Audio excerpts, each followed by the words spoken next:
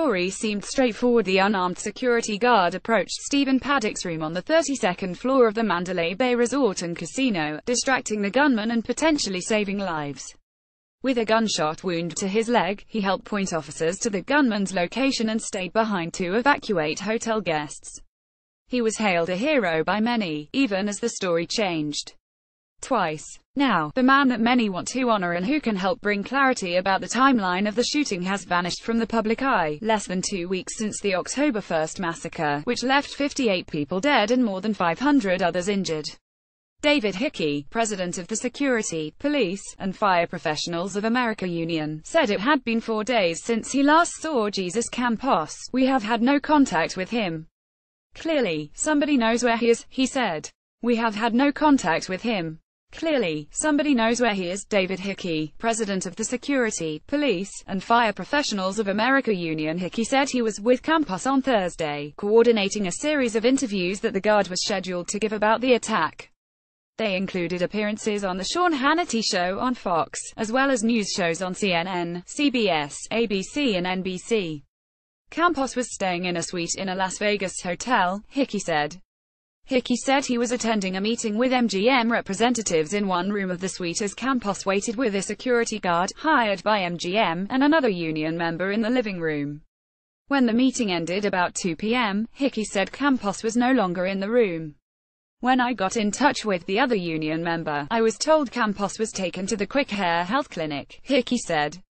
He didn't hear from the guard afterward and announced to a scrum of reporters that night that Campos had cancelled interviews. Since the days that Paddock opened fire at people attending a country music festival across from Mandalay Bay, the Las Vegas Metropolitan Police Department has shifted its timeline more than once.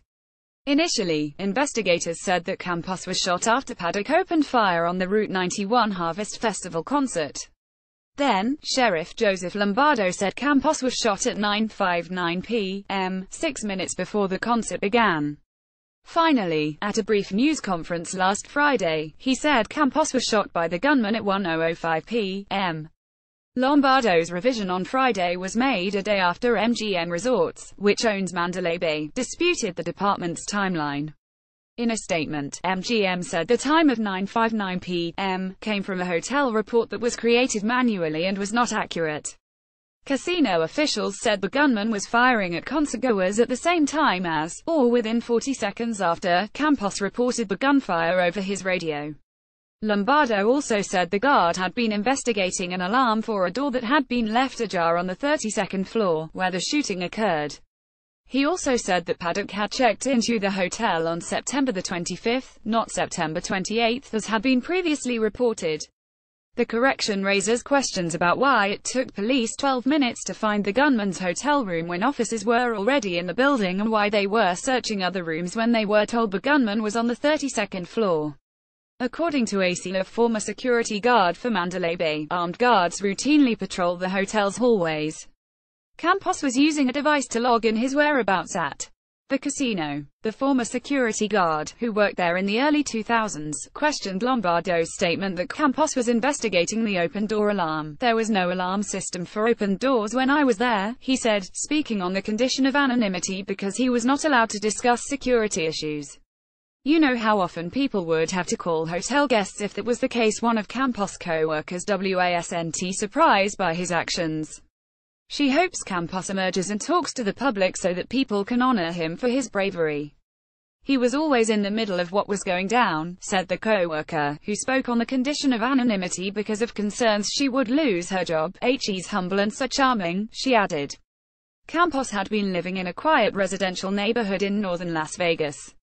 On Sunday afternoon, a man sat in a white truck parked outside the house where Campos is said to live.